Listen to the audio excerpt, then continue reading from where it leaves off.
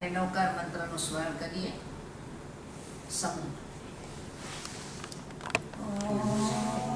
નમો હરિહંતાણમ ઓમ નમો સીતાણમ ઓમ નમો હરિયાણમ ઓમ નમો ઉવચાયાણમ નમો લોહે સવસાવૂણમ એસો પંચનમોકારો સર્વપાવપણાસનો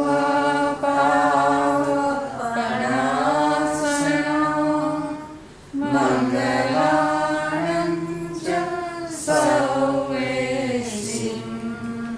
પરમં હવૈ મંગલમ પરમં હવૈ મંગલમ અનંત ઉપકારી ચરમ શાસનપતિ પરમાત્મા મહાવીર સ્વામી આદિ અનંત તીર્થંકરોના ચરણોમાં કોટી કોટી ભાવવંદન. પરમ ઉપકારી ગુરુ વર્યોના ચરણોમાં કોટી કોટી ભાવવંદન. પરમ પિતા ચરમ શાસનપતિ સર્વજ્ઞ વિતરાગ એવા પરમાત્મા મહાવીર સ્વામી આ જગતના જીવોને આધિ વ્યાધિ અને ઉપાધિરૂપ જે ત્રિવિધના તાપથી આ સંસાર સળગી રહ્યો છે એવા જીવાત્માઓને આ ત્રિવિધના તાપથી મુક્ત કરીને એકાંત સમાધિનો માર્ગ બતાવે છે. પરમાત્મા આ જગતના જીવોને સંસારનું સ્વરૂપ બતાવતા કહે છે કે હે ભવ્ય જીવો, આ પરમાત્માની વાણી કોના માટે છે બેન? પરમાત્માએ સંબોધન કોને કર્યું છે? હે ભવ્ય જીવો. જો આપણને કલ્પના આવે છે કે પરમાત્મા જે કંઈ બોલે છે એ એવા જીવો માટે છે કે જે આત્મા મોક્ષે જવાને માટે ઈચ્છુક છે.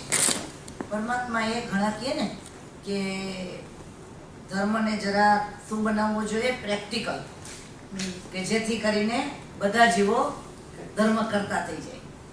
પરમાત્મા એ સંબોધન માત્ર ભવ્ય જીવો માટે કર્યું છે.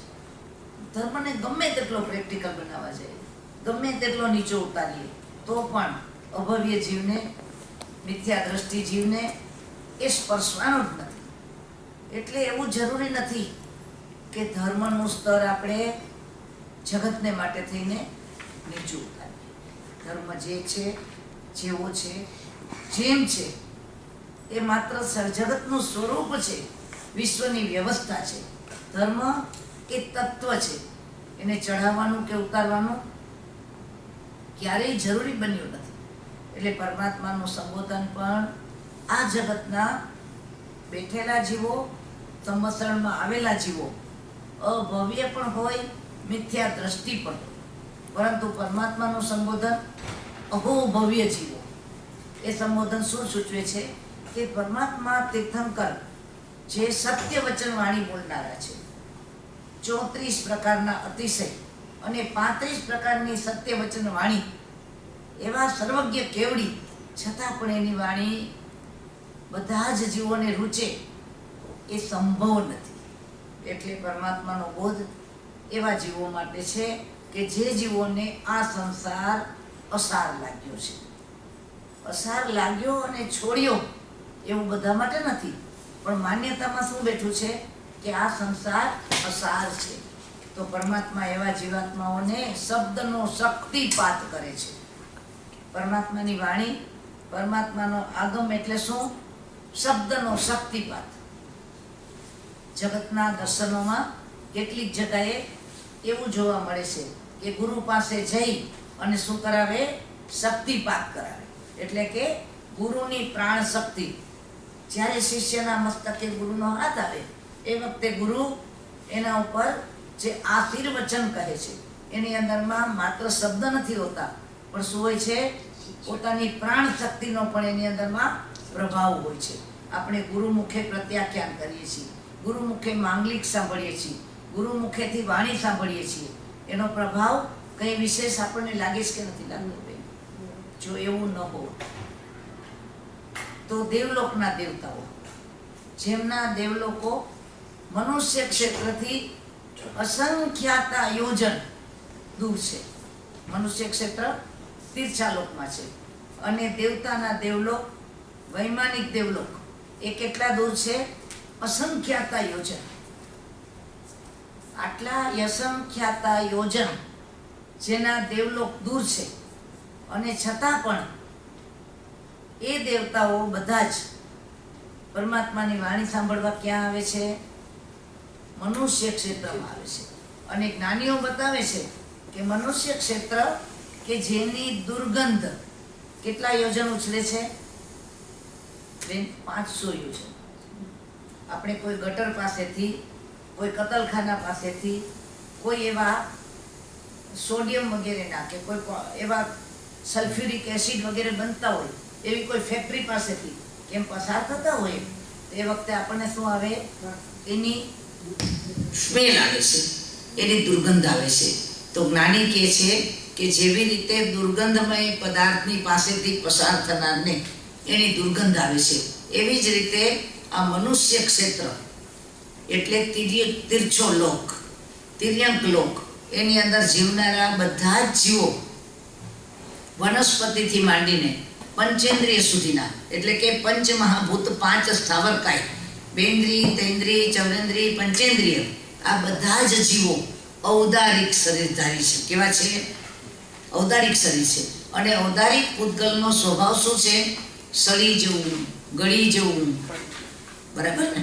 એટલે સળે, ગળે અને નાશ પામે એવા પૂતગલનું આ જગત જે તીર્છા લોકમાં છે એના કારણે આ મનુષ્ય લોકની દુર્ગંધ 500 યોજન સુધી ઉછળે છે. દેવતાના વિમાન જે ઉર્ધ્વલોકમાંથી પસાર થતા હોય ને તો 500 યોજનની ઊંચાઈથી તો એને શું આવવા માંડે છે? એટલે દેવતાઓ મનુષ્ય ક્ષેત્રમાં જલ્દીથી આવવાનું પસંદ કરતા નથી. અને છતાં પણ વૈમાનિક દેવતાઓ પણ જ્યાં પરમાત્માનું સંવત્સરણ હોય ત્યાં મનુષ્ય લોકમાં આવે છે નથી આવતા? તો આટલે દૂરથી એને આવવાની જરૂર શું છે? એમની પાસે અવધિ જ્ઞાન છે, અવધિ દર્શન છે. પોતાના દેવલોકમાં, પોતાના સિંહાસનમાં કે પોતાની શૈયામાં બેઠા બેઠા એ સાક્ષાત પરમાત્માનું દર્શન એને ઇન્ટરનેટ કનેક્ટ કરવું પડે, ફોનની લિંક ચાલુ કરવી પડે, કશું ન કરવું પડે. પોતાનું જ અવધિ દર્શન, અવધિ જ્ઞાન એને શું કરાવે? સાક્ષાત તીર્થંકર પરમાત્માનું દર્શન કરાવે. એમની વાણી એ પોતે ઝીલી શકે અને છતાં પણ એ ક્યાં આવે છે? પરમાત્માના મુખેથી સરતી આ જીન વાણીને ઝીલવા માટે દેવતાઓ પણ આવે છે. તેનો અર્થ એ થયો ને કે પ્રત્યક્ષ વાણી ઝીલવાનો કોઈ અનેરો આનંદ છે. પરમાત્માના મુખમાંથી ફૂલડા કરતા હોય અને ગૌતમ એની માળ ગૂંથતા હોય, એ માળ વડે મને ને તમને જે વર્તમાનમાં પ્રાપ્ત એવા આગમોનો આખે ને આખો ભંડાર આપણી સન્મુખ થયો છે. અને વર્તમાન કાળનું કલ્પવૃક્ષ કહો કે કળિયુગની કામધેનુ કહો, એ શું છે? વર્તમાન કાળમાં આગમ છે. અને સદભાગ્યે હું ને તમે વર્તમાન કાળમાં જીન શાસનમાં જન્મ્યા એટલે આપણને આ વારસો પણ મળી ચૂક્યો. કહેવાય કે ન કહેવાય? તો જ્ઞાની કહે છે આવો વર્તમાનનો વારસો જેને મળ્યો છે એવા જીન શાસનના સાધુ, સાધ્વી, શ્રાવક અને શ્રાવિકા એવા ચતુર્વિધ તીર્થમાં આ વર્તમાન કાળે અરિહંત સ્વરૂપ જ ગણી શકાય. આગમ એટલે વર્તમાનનું શું? ચોથારામાં અરિહંત પરમાત્મા અને પાંચમારામાં આગમ શ્રુત દેવતા. આપણે પરમાત્માના આગમને શું કહીએ છીએ? શ્રુત દેવતા, શ્રુત વાણી. એવી વાણી જેને મળી છે એવા મારા ને તમારા આ મનુષ્ય ભવની અંદર આપણે એને શબ્દનો શક્તિપાત કહીએ તો ખોટું નથી. જેમ ગુરુ હાથ મૂકે અને શિષ્યમાં એક પ્રકારનો શક્તિનો સંચાર થાય એવી રીતે જીનની વાણી વરસે. આગમવાણી જ્યાં મળે અને મારા ને તમારા હૈયામાં જો એ વાણીનો સાર ઉતરે તો જ્ઞાની કહે છે વર્તમાન કાળમાં પાંચમા આરામાં પણ આપણે શું થઈ શકીએ? એકાવતારી થઈ શકીએ છીએ. તો આ કાળની અંદર મારે ને તમારે એક વસ્તુ સ્વીકારવાની છે જે જીનવાણીમાં બતાવવામાં આવી છે કે આ સંસારનું સૌથી મોટું દુઃખ કોઈ હોય તો શું છે? આ સંસારમાં સૌથી મોટું દુઃખ કયું છે? કોઈ પણ વ્યક્તિને પૂછો તો જ્ઞાની કહે છે ઈચ્છા. આ સંસારમાં સૌથી મોટું દુઃખ હોય તો ઈચ્છા છે. કોઈ પણ વ્યક્તિને પૂછવામાં આવે કે તમને શું દુઃખ છે, તે દુઃખ બતાવશે કે હું શરીરથી નિરોગી રહેવા ઈચ્છું છું અને મારા શરીરમાં શું આવ્યું છે? રોગ આવ્યો છે. મને અપમાન ગમતું નથી અને જગતમાં મારું અપમાન થાય છે. મને નિર્ધનતા ગમતી નથી અને મારું દારિદ્ર્ય ટળતું નથી. મને સ્વજનનો સ્નેહ જોઈએ છે અને સ્વજન તરફથી મને સ્નેહ મળતો નથી. એટલે પહેલા શું આવશે? મને આ જોઈએ છે, મને આ ગમે છે, મારે આમ કરવું છે. એ તો ઈચ્છા થઈ ને, બરાબર છે. હવે એ ઈચ્છા જ ન હોય તો ઈચ્છા પૂર્તિનો અભાવ એ દુઃખ બની શકે. એટલે સંસારમાં અભાવ એ ત્યારે જ દુઃખ બને કે જ્યારે જીવાત્માની શું હોય? અંદરમાં ઈચ્છા હોય. એટલે જ્ઞાની આપણને સમજાવે છે કે આ સંસારનું વર્તમાન કાળનું સૌથી મોટામાં મોટું કોઈ દુઃખ હોય તો શું દુઃખ છે બેન? ઈચ્છા. એટલે પરમાત્મા આ જગતના જીવોને સુખનો ઉપાય કઈ રીતે બતાવે છે? ઈચ્છા પૂરી કરીને કે ઈચ્છાનો નાશ કરીને? પરમાત્મા ધારે તો પણ, પરમાત્મા ધારે તો પણ, હું કે તમે ધારીએ નહીં, સાક્ષાત પરમાત્મા મહાવીર સ્વામી ધારે તો પણ જગતના તમામ જીવોની ઈચ્છા પરમાત્મા પૂરી કરી શકે? પરમાત્મા કે શું મારી પણ ઈચ્છા પૂરી નથી કરી શકતો તો તમારી ક્યાંથી કરું? પરમાત્મા જ્યાં સુધી કર્મ સહિત હતા ત્યાં સુધી એમની ઈચ્છાઓ બધી પૂરી થતી ખરી? ભગવાન મહાવીર જેવો ત્રિલોકીનાથ માટે બેઠો હોય અને શ્રેણીક મહારાજા ઈચ્છા કરે મારે નર્કમાં ન જવું, ભગવાન કહી શકે તથાસ્તુ?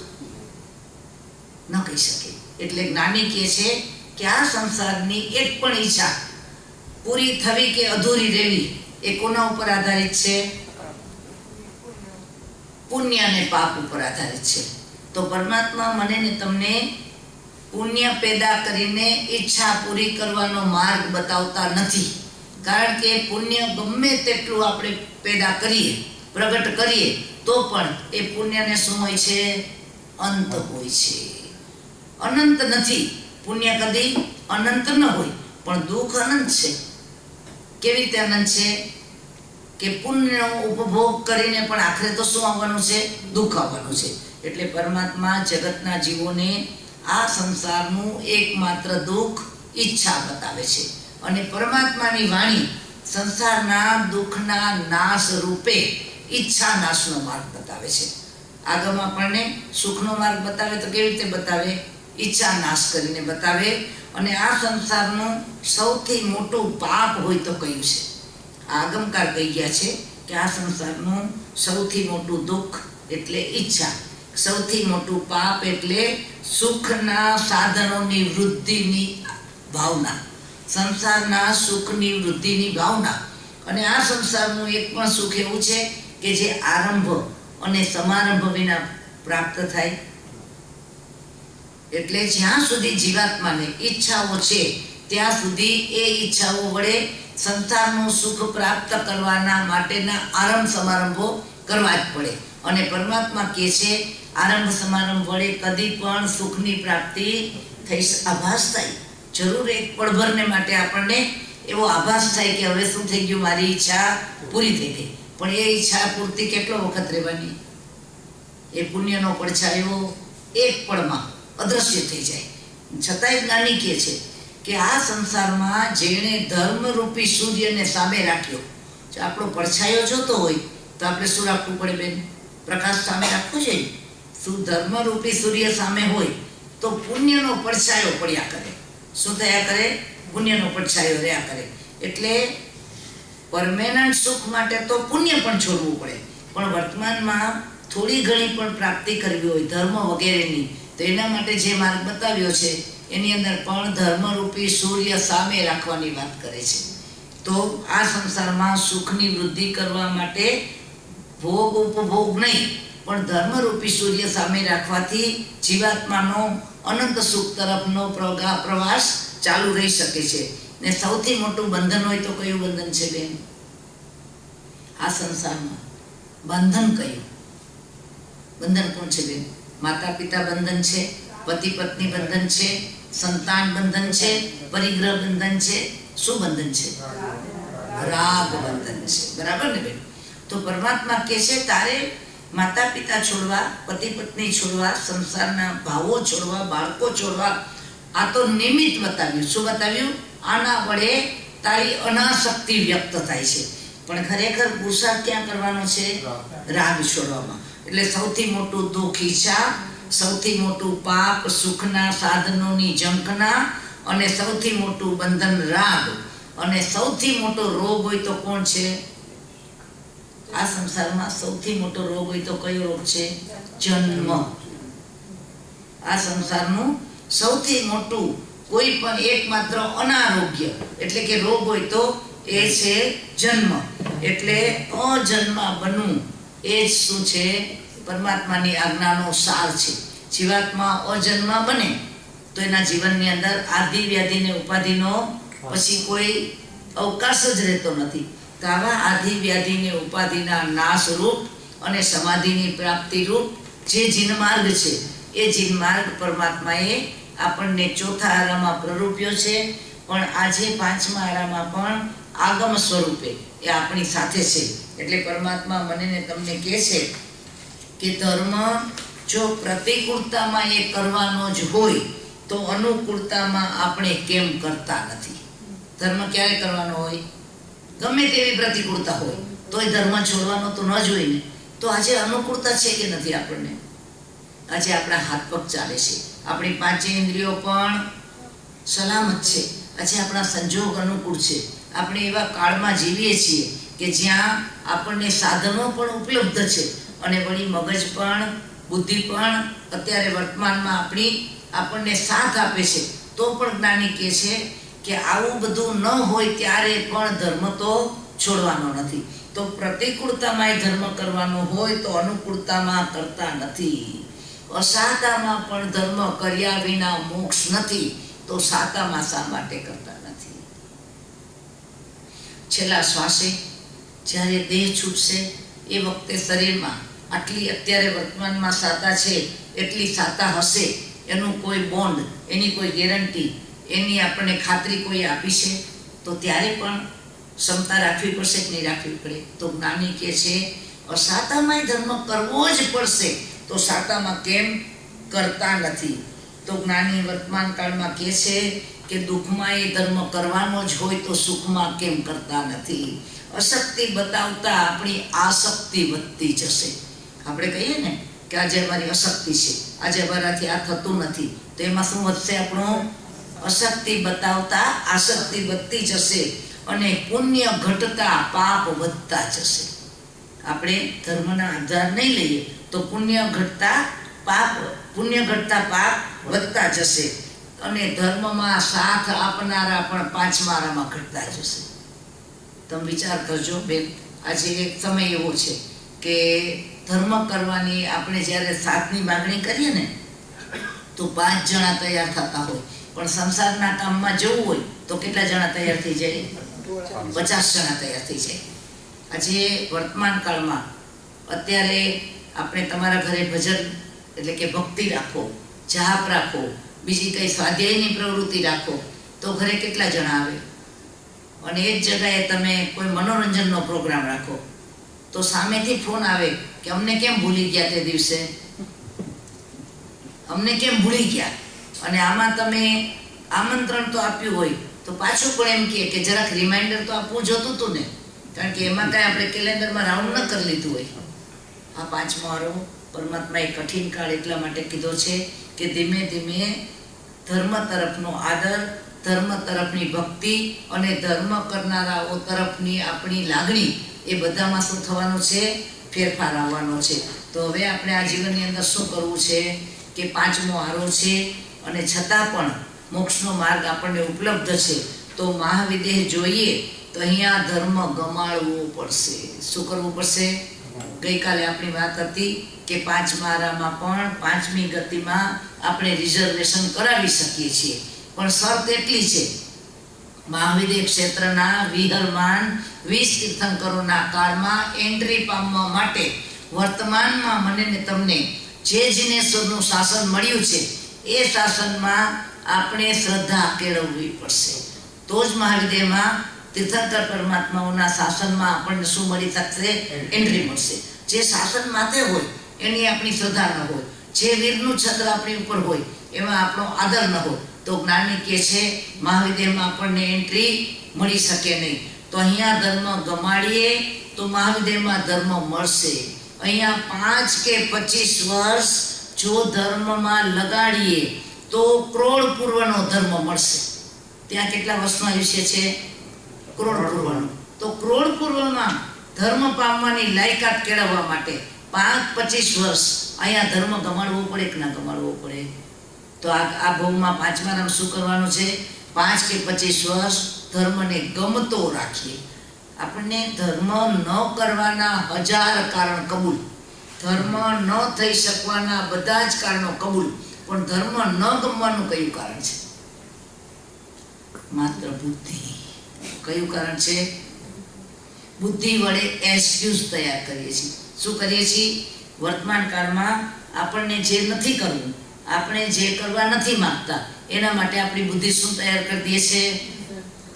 દ્રવ્યનું બાનું કાઢે, ક્ષેત્રનું બાનું કાઢે, કાળનું બાનું કાઢે. પણ જ્ઞાની કે દ્રવ્ય, ક્ષેત્ર, કાળ એટલા બળવાન નથી જેટલો ભાવ બળવાન છે. આજે વર્તમાન કાળમાં તમે બધા શિકાગોમાં છો, અમેરિકામાં છો, વતન છોડીને આવ્યા અને છતાં પણ આજે આટલા સ્વાધ્યાયમાં બેઠા છે, તો એને દ્રવ્ય, ક્ષેત્ર, કાળ કશું આડું આવ્યું? અને જ્યાં આવે છે ત્યાં કોણ આડું આવે છે? માત્ર ને માત્ર ભાવ આડો આવે છે. અને આ ભાવ તો આપણને વશ છે. દ્રવ્ય, ક્ષેત્ર, કાળ આપણને વશ નથી, પણ ધર્મ કરી ન શકાય. પણ ધર્મ ગમાડી શકાય કે ન ગમાડી શકાય? તો જ્ઞાની મને તમને કહે છે કે આપણે અસાતામાં આજે ઘણી આપણા શરીર સંઘાય નબળા છે. કદાચ હમણાં બહાર એકદમ જોરદાર વરસાદ તૂટી પડે તો એવે વખતે કદાચ આપણને થોડીક અસાતા નડી જાય. તો જ્ઞાની કહે છે અહીંયા અસાતામાં પણ જો ધર્મ ગમાડીશું તો સાતાકારી શરીર પામીને કરોડ પૂર્વ સુધી યથાખ્યાત ચારિત્ર પાળવાનું બળ મળશે. અત્યારના વર્તમાન કાળના નબળા શરીર વડે, અસાતાવાળા શરીર વડે પણ જો ધર્મ ગમાડશું, આ જેટલા જીવોએ આવો ભાવ કર્યો એ જીવોને મહાવિદેહમાં એન્ટ્રી મળી છે ને. તો વર્તમાન કાળમાં નબળા સંઘયણે પણ ધર્મ ગમાડશું તો વજ્ર ઋષભ નારાચ સંઘયણ મળશે. જો આજે આપણે સામાયિક ન કરી શકીએ તો મહાવિદેહ ક્ષેત્રનું યથાખ્યાત ચારિત્ર પાડવાની આપણી યોગ્યતા આગળ વધે ખરી? આપણે નબળા સંઘયણે પણ જો આપણે ધર્મ કરવાની આજે આરાધનાના ભાવમાં વૃદ્ધિ કરશું તો જ્ઞાની કહે છે કે વજ્ર ઋષભ નારાચ સંઘયણ મળશે. એટલે કામદેવ શ્રાવક કહે કે હું ભગવાન મહાવીરનો ધર્મ નહીં છોડું. કામદેવ શ્રાવકને ઉપર ઉપસર્ગો આવ્યા, તેણે શું કીધું? કે હું પરમાત્માના માર્ગની શ્રદ્ધા નહીં છોડું. આપણે એટલું તો કહીએ કે હું, કામદેવ શ્રાવકે તો એમ કીધું કે હું મારો ધર્મ નહીં છોડું. તું મારા શરીરના રાય જેવડા ટુકડા કરી નાખ, દેવને કીધું, તો પણ હું શું નહીં છોડું? મારો ધર્મ નહીં છોડું. આપણે ધર્મ છોડવાની તો વાત જ નથી. આપણે એટલું તો કહી શકીએ ને કે જગત આખું ભલે કહે કે આગમમાં કેટલું સત્ય ને કેટલું ખોટું એની મને ખબર નથી. કોને ખબર આગમમાં કેટલી તેડભેડ થઈ ગઈ હશે? કોને ખબર કે વર્તમાન કાળમાં જે ધર્મ છે એની અંદરમાં કેટલું આપણે સાચું માનવું ને કેટલું ન માનવું? આખું જગત ભલે કહે, પણ આ એક જન્મ, આ એક ભવ, મારું આખું આયુષ્ય હું આગમવાણીમાં એક ટકો પણ સંશય નહીં કરું. એટલું આપણે કહી શકીએ કે ન કહી શકીએ? હું ધર્મ નહીં છોડું એટલું બળ આપણામાં કદાચ હોય કે ન હોય. આપણે તો કાયર છીએ. ઉપસર્ગ આવ્યો નથી, રોગ આવ્યો નથી, તકલીફ આવી નથી, પ્રવાસમાં મુશ્કેલીમાં મુકાણા નથી, ક્યાંય અટકી પડ્યા અને તરત જ આપણે ધર્મ સાથે શું કરી નાખીએ છીએ? બાંધછોડ કરી નાખીએ છીએ, નબળા શરીર અને નબળા મનને કારણે. પણ આપણે એટલું તો કહી શકીએ ને કે મારાથી થાય કે ન થાય, પણ ધર્મ તો પરમાત્માએ કહ્યો તે જ છે, એવી શ્રદ્ધા હું નહીં છોડું. આટલું આપણે આ ભાવમાં કર્યું ને તો જ્ઞાની કે મહાવિદ્ય ક્ષેત્રમાં તીર્થંકરના શાસનમાં તારી અખંડ શ્રદ્ધા વડે તું ક્ષાયક સંકિત દર્શન, આપણે સમ્યક દર્શન સમ્યક જ્ઞાન બોલીએ છીએ બેન, ક્ષાયક સંકેત પામવા માટે શ્રદ્ધા કેટલી બળવાન જોઈએ. એ શ્રદ્ધાની શરૂઆત ક્યાંથી થાય? ઉપસમ સંકેતથી જ થાય. માત્ર શરૂઆત જ હોય, પણ હવે આ ભાવની અંદર આપણે આવી શ્રદ્ધા કરશું તો અનુકૂળતામાં ધર્મ લાખનો, તો પ્રતિકૂળતામાં ધર્મ 1.25 લાખનો. સુકેશભાઈ, મહાવિદ્ય ક્ષેત્રમાં તીર્થંકરના શાસનમાં ધર્મ લાખનો હોય તો વર્તમાન કાળમાં ધર્મ કેટલો છે? 1.25 લાખનો છે. કારણ કે આપણા જીવનની અંદર 5-25 વર્ષની સાધના. આ 5 મારાના જીવના આયુષ્ય કેવડા બેન? શ્રુતિબેન, આપણા આયુષ્ય કેવડા? બસ 50, 60, 70, 80. એમાં આપણે માસ ખમણ કરીએ તો કેટલા કરીએ? બરાબર ને? કર્યું ને? તો જ્ઞાની કે છે કરોડ પૂર્વનું આયુષ્ય મળે કેટલા કરવા પડે? કરોડ પૂર્વના ભાવેશભાઈ કેટલી અઠાઈ કેવી લાગી? ખરેખર એનો જે આનંદ જોયો મેં અને એનો જે હિંમત જોઈ ત્યારે એમ લાગ્યું કે 5 મારામાં કુંડામાં રતન છે. બરાબર ને ભાઈ? કુંડામાં રતન છે. ત્યાં આપણું કરોડ પૂર્વનું આયુષ્ય હોય, 500 ધનુષની કાયા હોય, બરાબર? તો ખાવા કેટલું જોઈએ? કેટલું જોતું હશે ભાઈ? હવે એટલું બધું ખાવાનું છોડવું પડે. અહીં આપણે 2 રોટલી ખાવા વાળા છોડીને કેટલું છોડવું પડે આખા દિવસમાં? વિચાર કરજો કે હાથીને ભૂખ્યો રાખો તો 2 મણ ઘાસ બચી જાય, અને કીડીને ભૂખી રાખો તો 1 કણ. એ વર્તમાન કાળમાં 5 મારામાં પરમાત્મા કે છે ધર્મ ઘણો જ સહેલો છે. આપણે એને કેવો બનાવી દીધો છે? અઘરો બનાવી દીધો છે. તો મારા તમારા જીવનની અંદર હવે આ 5 મારાને લેખે લગાડવા માટે આપણી પાસે જે ટ્રિપલ એની ફોર્મ્યુલાની આપણે વાત કરી છે કે 5 મારામાં આપણી પાસે ટ્રિપલ એનું કાર્ડ આવી ગયું છે. એનો એક એ એટલે શું છે? આગમ. બીજો એ એટલે અણગાર, અને ત્રીજો એ એટલે આવશ્યક. વર્તમાન કાળમાં જે કામ ભૂતકાળમાં ચોથારામાં અર્યંત કરી ગયા અને મહાવિદ્ય ક્ષેત્રમાં અત્યારે અર્યંત પર્વત ભગવંતો કરે છે, એ જ કામ 5 મારામાં આગમ કરી શકે. અને વર્તમાનમાં આપણને પરમાત્માની આજ્ઞા પાડનારા એવા અણગાર ભગવંતો પણ મળ્યા છે. એટલે મારે ને તમારે જ્યાં સુધી તીર્થંકરના દર્શન ન થાય, જ્યાં સુધી તીર્થંકરના ચરણ સુધી મહાવિદ્ય ક્ષેત્રમાં ન પહોંચીએ, ત્યાં સુધી વર્તમાનમાં આજ્ઞા માનવી તો કોની માનવી? આગમની માનશું અને આગમને આચરનારા એવા મૂર્તિમંત આગમ જેવા, જે પરમાત્માની આજ્ઞા પ્રમાણે જીવવા વાળા અને પરમાત્માની આજ્ઞામાં અર્પણ એવા અણગાર ભગવંતો એ વર્તમાનમાં આપણા માટે બીજો એ છે. અને ત્રીજો એ છે આપણા જીવનની અંદર રોજે રોજ આદરવા યોગ્ય જે આવશ્યક પરમાત્માએ બતાવ્યા છે. જો આ 6 આવશ્યક એ બહુ સહેલી ને નાની વાત લાગે છે. આપણી સામે આવશ્યક આવે ને એટલે કે સામાયિક 1, ચોઈસમ તો 2, વંદન 3, પ્રતિક્રમણ 4, આવશ્યક 5 ને છઠ્ઠા 24ના પચકા. આ તો આપણે સમજણા થયા ત્યારથી, નાના હતા ત્યારથી આને તો આપણે સાંભળતા આવ્યા છીએ. પણ જ્ઞાની કહે છે આના વિના પણ કદી પણ કોઈનો મોક્ષ નથી થયો. સાધુ બન્યા વિના મોક્ષ ન થાય અને ન થાય. આપણે જો ખરેખર જીવનું સ્વરૂપ જાણશું ને બેન, આપણા એક શ્વાસમાં કેટલા જીવો ભરે છે? મારા તમારા એક ભોજનમાં જ્ઞાની આપણને એમ કહે છે કે જો આપણે જીવ વિચાર છતાંય ના બોલ એનો એકવાર અભ્યાસ કરીએ ને, આપણું કાળજું કાંપી જાય કે હું ને તમે રોજ કેટલા અનંત જીવ સાથે શું બાંધીએ છીએ? વેર બાંધીએ છીએ, એની વિરાધના કરીએ છીએ. તો હવે આપણે આ ભાવની અંદર એક વસ્તુ નક્કી કરવી છે કે જ્યાં સુધી એક પણ જીવ સાથે મારું વેર બંધાતું હશે, હું એની વિરાધના કરીશ, ત્યાં સુધી મારા એટલા ભવો વધશે કે નહીં વધે? એક સવારે ઉઠ્યા અને પહેલો એક કપ ચા બનાવવા માટે તમે ગેસ પેટાવ્યો કે ન પેટાવ્યો? હવે એ ગેસ પેટાવ્યો એમાં અગ્નિકાયના જીવનો આરંભ થાય કે ન થાય બેન? એ કેટલા હોય? કેટલા હોય ભાઈ? અનંતા. એકેન્દ્રિયના જીવો માટે અનંતા સિવાય બીજો શબ્દ જ નથી. હવે એક જ સમયમાં આપણે અનંતા જીવોનો ઘાત કર્યો. એક કોળિયો ભર્યો અનાજનો, ખાલી બાફેલા મગ ખાધા, બીજું કશું નહીં. તેની અંદરમાં કેટલા મગના દાણા હોય? 50, 100, 200 તો હશે ને. આપણો એક વાટકો ભરાય એટલા માટે પહેલા 200 જીવને આપણે ત્યાં બાફી નાખીએ કે ન નાખી નાખીએ? મને તમને કોઈક તપેલામાં બાંધી દઈએ, એક વાસણમાં પૂરી દઈએ અને માથે ઢાંકણું ઢાંકી દઈએ અને પછી તપેલું અગ્નિ ઉપર ચડાવી દઈએ. આપણે તપેલામાંથી બહાર નીકળી શકીએ એવા કોઈ સાધન આપણને મદદરૂપ થાય એવું ન હોય ત્યારે આપણે એ જલતા હોઈએ તો આપણને કેવી વેદના થશે? કલ્પના આવે છે એક તપેલું પાણી ગરમ કરતી વખતે આપણે એક જ કલ્પના કરવાની છે કે મને તમને હાથ પગ બાંધીને કોઈ એક વાસણમાં મૂકી દીધા છે અને એ વાસણને અગ્નિ ઉપર ચડાવી દીધું છે અને નીચે ભળભળતો અગ્નિ આપણે ઊંધા જતા ન થઈ જાય ત્યાં સુધી બળ્યા કરે છે. આવા વેર આપણે રોજ બાંધીએ છીએ. આ તો હજી કોઈ મોજ શોખની, કોઈ મોટા મોટા ભોગવિલાસની વાત નથી, એક રોજિંદી વ્યવહારની જિંદગી છે. તો ઘણા કહેશે કે આવી બધી ડરાવણી વાતો કરો છો, કાં તો આ બધી તો શું થઈ? દ્રવ્ય હિંસા થઈ. આ બધી તો દ્રવ્ય હિંસા થઈ. જ્ઞાની કહે છે હિંસા દ્રવ્ય હોય કે ભાવ હોય, હિંસા છે કે નથી બેન? આ તો આપણે સંસારનું સ્વરૂપ સમજવા માટે વાત કરીએ છીએ.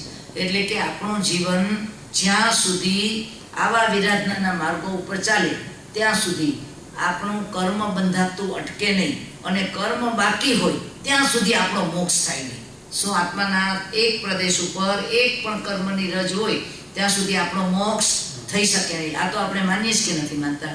તો આગમવાણી પોકારીને કહે છે કે મારે ને તમારે મુક્ત થવું હશે તો આગમની આજ્ઞા પ્રમાણે અણગાર ભગવંતો જે રસ્તે ચાલ્યા એ રસ્તે 6 આવશ્યકના આધારે જ આપણે શુદ્ધિ કરી શકશું. 6 આવશ્યક શું છે? આત્મશુદ્ધિની એકમાત્ર પ્રોસેસ છે. તો આ 6 આવશ્યક એ આપણું ત્રીજો એ છે, ટ્રિપલ એ છે, જેની અંદર આપણને આ બધું જ પ્રત્યક્ષ દેખાડે છે. આ જેની અંદર આપણે કરેલા પાપોની ઝાંખી, એ વખતેમાં થતી પસ્તાવાની વિધિ વખતે આવતા આંખમાં આંસુની ધારા અને પાવન થયા પછીનો આત્માનો જે ઉલ્લાસ છે. પ્રતિક્રમણ કરીને ઉઠ્યા હોય ને બેન તો ખાલી બહાર તડકામાંથી, ગરમીમાંથી, ગંદા થઈને, મેલા થઈને, અકળાઈને આવેલા આપણે ખાલી એક બાથ લઈને બહાર આવીએ ને તો શરીરને ફ્રેશનેસ લાગે છે, મનને હળવાશ લાગે છે. એક વખત 6 આવશ્યકની પ્રક્રિયામાંથી જે આત્મા ખરેખર ભાવ સુધી કરીને બહાર નીકળે એનો આનંદ, એનો ઉલ્લાસ અને એનો પ્રમોદ ભાવ પણ આના કરતાં અનંત ગણો વધારે હોય છે. તો આવા ટ્રિપલ એની ફોર્મ્યુલા વડે મારે ને તમારે વર્તમાન કાળમાં 5મા આરામાંથી સીધા 4થા આરામાં સાક્ષાત તીર્થંકરના શરણમાં જવાનો પ્રવાસ ખેડવાનો છે. તો હવે આવી નિર્ગ્રંથ વાણી એટલે પરમાત્માના આગમ, શાસનની સ્થાપનાથી શાસનના અંત સુધી તીર્થંકર ન રહે. છેલ્લા તીર્થંકર હોય ને એણે શાસનની સ્થાપના કરી, ત્યાંથી શાસનનો અંત આવે ત્યાં સુધી ભગવાન મહાવીર રહે ખરા? ન રહે. પણ કોણ રહે? પરમાત્માનું શાસન રહે. પરમાત્મા એમના સ્વયંના શાસનકાળમાં કેટલા વર્ષ રહ્યા? જેટલા વર્ષ એમણે ચારિત્ર પાડ્યું. એમની માત્ર 34 વર્ષ. કેટલા વર્ષ? એના શાસનકાળ કેટલો ટૂંકો છે. ભગવાન મહાવીરનો શાસનકાળ અતિ અલ્પ છે અને છતાં પણ પરમાત્માનું શાસન 21,000 વર્ષ ચાલશે. કેટલા વર્ષ? ભગવાનનો શાસનકાળ ઘણો લાંબો છે, 21,000 વર્ષનો. પણ પરમાત્માનું સાક્ષાત સાનિધ્ય શિરછત્ર જીવોને મળ્યું કેટલા ઓછા વર્ષ, અને તો પણ આ શાસનના આધારે 21,000 વર્ષ સુધી શાસન ચાલશે, આપણા ઉપર છત્ર રહેશે. તો જે જીવાત્મા પરમાત્માના શાસનમાં પોતાનું કલ્યાણ ન કરી શક્યા, એટલે કે પરમાત્માના સાનિધ્યમાં પરમાત્મા હતા તો એના પગમાં બેઠા બેઠા પણ શું ન કરી શક્યા હોય? કદાચ પોતાનું કલ્યાણ ન કરી શક્યા હોય તો પણ પરમાત્માએ કીધું કે પરમાત્માની આજ્ઞાની નેસરામાં રહીને પણ કલ્યાણ કરી શકશે. ત્યારે ચૂકી ગયા હોય તો અત્યારે આપણા ઉપર શું છે? પરમાત્મા નથી પણ પરમાત્માની નેસરા છે કે નથી? અને આમ પણ ભગવાને જ્યારે એના શાસનકાળમાં કેટલા બધા શિષ્ય એવા હતા કે જેમને પરમાત્માએ ત્યારે ને ત્યારે બેન દૂર દૂર મોકલી આપ્યા હતા. ભગવાન પાસે દીક્ષા લીધી, પછી બધા 36,000 સાધ્વી અને 14,000 સાધુ અને પરમાત્માના શ્રાવકો બધા જ જ્યાં જ્યાં પરમાત્મા જતા ત્યાં એમની સાથે જતા. તમે આગમ વાંચજો, ભગવાનના શ્રાવકો પરમાત્માની અંતિમ દેશના જ્યારે પરમાત્માનું નિર્વાણ થવાનું હતું એ વખતે ઉલ્લેખ આવશે કે 18 દેશના રાજાઓ ભગવાનના સાનિધ્યમાં આવીને બેસી ગયા હતા. એ પહેલાના ચોમાસાના વર્ણનોમાં કે વાંચ્યું, ભગવાને શ્રાવકોને ક્યાં રાખ્યા બેન? ઘરમાં બેસાડ્યા છે. શ્રાવકોને શું કીધું? તું જયણાનો ધર્મ કર, તું ગૃહસ્થાશ્રમી છો, તારો સંસાર ગૃહસ્થાવાસ છે, ત્યાં રહ્યા તારે સાધુ સંતોને વિચરતા રાખ્યા. શું રાખ્યા ભાઈ? ભગવાનના શાસનમાં એક તમે જુઓ કે સાધુ સંતો વિચરતા રહ્યા અને શ્રાવક ક્યાં રહ્યો? હવે અત્યારે શું બને છે કે સાધુ કે તમે આશ્રમ બાંધીને બેસો, અમે તમારે આગળ આવશું. બંનેને નુકસાન છે કે નથી બેન? સંતો જો સ્થિર થઈ જાય ને તો એમ કહેવાય છે કે ભરેલું પાણી નિર્મળ નથી રહી શકતું. સંતો ચલતા ભલા ને પાણી વહેતું ભલું. એટલે ભગવાને રાગ દ્વેષના બંધન ન થાય, અનેક પ્રકારની દૂષણોની વૃદ્ધિ ન થાય, અનેક પ્રકારના સંકલ્પ વિકલ્પો વડે વર્તમાન કાળના પાંચમારના જીવો એની અંદર બંધાઈ ન જાય, એટલા માટે ચતુર્વિત્તની સ્થાપનાની વ્યવસ્થા રાખી કે શ્રાવકોને જૈનાપૂર્વક પોતાના ઘરમાં પોતાના સ્થાનમાં રહીને શ્રાવક ધર્મનું શું કરવાનું? પાલન કરવાનું. જેટલા સંતો આવે એની સેવા વયાવચ, એમનું સાનિધ્ય, એમના વડે જ્ઞાનનો લાભ, એમની ઉપાસના, એમની આરાધના કરવાની. આ બધું શ્રાવકોને ક્યારે કરવાનું હતું બેન? પછી એની અંદર કોઈ જાતની શ્રાવકોને પાછળ ભાગાભાગી કરી હોય એવું આપણને આગમના પાઠોમાં જોવા મળતું નથી. પ્રસંગોપાત શ્રાવકો પોતાના વ્યવસાય માટે ક્યાંય ગયા તો ગામમાં પહેલી તપાસ કરે કે અહીંયા ગુરુ ભગવંતો ક્યાં બિરાજે છે. બરાબર ને? જેટલા ઉલ્લેખ વાંચશો ને શ્રાવકના એમાં જોવા મળશે. એ અને સાધુઓને બતાવ્યું કે તમારે એક ચાતુર્માસ પૂરું થાય એટલે નગર છોડી દેવાનું. તો મારો ને તમારો આ આચાર ધર્મ એ આગમમાંથી આપણને બતાવે છે. તો વર્તમાન કાળમાં આપણે જીવન કેમ જીવવું એ બતાવશે કોણ? આગમ બતાવશે. એટલે ભગવાનના શ્રાવકો અને ભગવાનના સાધુઓ ભગવાનની આજ્ઞામાં કે ભગવાનની નેસરામાં નહીં પણ ભગવાનની આજ્ઞાની નેસરામાં રહીને ધર્મ કરતા. શેમાં કરતા? ભગવાન સાક્ષાત હોય ને સામે તો કલ્યાણ થાય કે ન પણ થાય જરાય શંકા ન રાખતા. એમ તો ગોસાનંદ જમાલી ક્યાં બેઠા હતા? ભગવાનના ચરણમાં બેઠા હતા, તો પણ એનો મોક્ષ ન થયો. અને ભગવાનની આજ્ઞાની નેસરામાં ગૌતમ ગણધર પરમાત્મા જ્યારે નિર્વાણ પામ્યા ત્યારે ક્યાં હતા? ભગવાનથી દૂર હતા, પણ શેમાં હતા? ભગવાનની આજ્ઞાની નેસરામાં હતા. એટલે વર્તમાન કાળમાં આપણે આગમની નેસરા સ્વીકારવાની છે, ગુરુ ભગવંતોની નેસરા સ્વીકારવાની છે. શેની સ્વીકારવાની છે? ગુરુ પણ કોણ? જે પરમાત્માની આજ્ઞાનું પાલન કરે છે અને કરાવે છે. સ્વયં પણ કોના માર્ગે ચાલે છે? પરમાત્માની આજ્ઞામાં. અને જગતને બોધ શેનો આપે છે? ગુરુદેવ, સમર્થ ગુરુદેવ. જેમની પાસે જાઓ એમની પાસે એમને તો સ્વયં 32 આગમ કંઠસ્થ હતા. અડધી રાતે 12 વાગે પણ એને પૂછો, ગુરુદેવ ગમ્મા સંભળાવો. પ્રદીપની પાસે જઈને પૂછજો નિમબેન, કહેશે ભગવતીજી આગમ એનું 24મું શતક, એનો 24મો ઉદ્દેશો, એની અંદર આગમના ભાવ છે. એટલે આવા ઉત્કૃષ્ટમાં ઉત્કૃષ્ટ જ્ઞાનના ધારક હતા, તો પણ કદી એમ નથી કહ્યું કે હું આ કહું છું. એ શું કહેતા? જ્ઞાનીઓને એ બતાયા હૈ, મેરી સમજ में इतना आया है. શું કહેતા? તમે એની નમ્રતા જુઓ. જ્ઞાનીઓએ આ બતાવ્યું છે અને મારી સમજમાં તો આટલું આવ્યું છે. હું આ કહું છું તો સવાલ જ નથી આવતો. હું આમ માનું છું, હું આ કહું છું અને આમ જ હોય. આ વાક્ય કોણ બોલી શકે? અજ્ઞાન જીવ જ બોલી શકે. મને કે તમને માનવાનો કોઈ અધિકાર નથી. જુઓ, મેમરીમાંથી આવે ને ભાઈ, એને માહિતી કહેવાય. શું આવે? મેમરીથી આવે ને એને માહિતી કહેવાય, ઇન્ફોર્મેશન કહેવાય. અનુભવમાંથી આવે એને જ્ઞાન કહેવાય, એને વિજ્ઞાન કહેવાય. જગતના વર્તમાન કાળના આપણે બધા જીવો જે કંઈ લાવીએ એ શેમાંથી લાવવાના? મેમરીથી લાવવાના છે. તો જ્ઞાની કહે છે કે હું ને તમે આ કાળની અંદર વર્તમાન કાળમાં અનુભવ જ્ઞાની એટલે કેવડી નથી બની શકવાના. તો આપણે હું માનું છું એમ બોલતા પહેલા મને માન્યતા બાંધવાનો હક જ નથી. મારા સ્ટાન્ડર્ડ કોના આધારે ચાલશે? જીન આજ્ઞા પ્રમાણે ચાલશે. તો આપણે પોતે પુરુષાર્થ કરવો પડશે કે નહીં? કાં જ્ઞાની થવું પડે અને કાં જ્ઞાનીના શરણે જવું પડે. પણ વર્તમાન કાળની બુદ્ધિ એવી છે કે આપણને પૂર્ણ શરણાગતિ લેવા નહીં દે. આપણે ભલે બધા બોલતા હોય બેન કે હું જીનના શાસનને માનું છું, પરમાત્માને માનું છું, જૈન છું, મહાવીરને માનું છું, પણ જ્યાં વાત આવશે ને માન્યતાની ત્યાં આપણી બુદ્ધિ તરત જ અંદરથી ફૂંફાડો મારશે. આવું તે હોય, આવું તે હોય, આમ તે હોય. આપણી ઉંમરના હજી 50 થયા કે 60 થયા કે 70 થયા હજુ સુધી પ્રશ્નોનો અંત નથી આવ્યો. બુદ્ધિ વધુ જિજ્ઞાસા અર્થે પૂછે એ જુદી વાત છે, પણ આપણા તો સંશયોના સમાધાન નથી થયા. શું નથી થયા? સંશયોના સમાધાન નથી થયા. તો જ્ઞાની કહે છે આગમને શરણે જા. શું કરવું પડશે બેન? આગમનો અભ્યાસ કરવો પડશે. આગમ જાણવા જ પડશે, વાંચવા જ પડશે, સમજવા જ પડશે.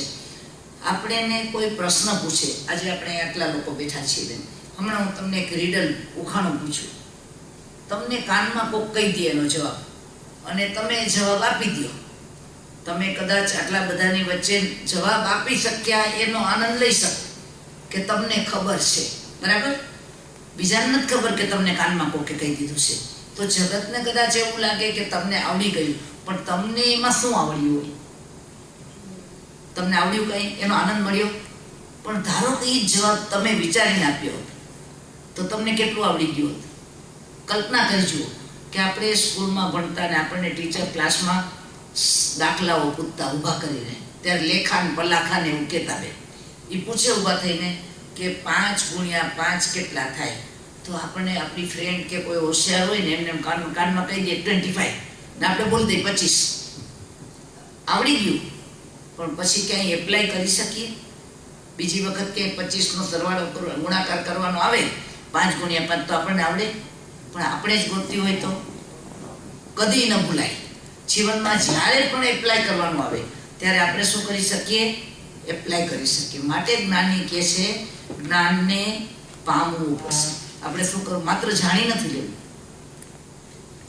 એ તો કોઈ પણ આપી શકે ઇન્ફોર્મેશન, અને ઇન્ફોર્મેશન આપણે લઈ પણ શકીએ, પણ વર્તમાન કાળના જીવોની બુદ્ધિ એ સ્વીકારવા નહીં દે. એટલે આજ સુધી હજી આપણા પ્રશ્નો ઊભા ને ઊભા છે. હજુ પણ કનમૂળ ખવાય કે ના ખવાય? શું માનો પ્રદીપભાઈ? ન ખવાય? ભગવાન આવું ક્યાં આગળમાં કીધું છે? એ તો પ્રદીપભાઈ છે એટલે બોલે છે, બાકી દુનિયાના 50 નહીં 500 જણા પૂછે છે કે ભગવાને આવું ક્યાંય કીધું છે આગમમાં? ભગવાન કહે જ નહીં. ભગવાન કહે જ નહીં કોઈને ખવાય કે ન ખવાય. ભગવાન શું કહે?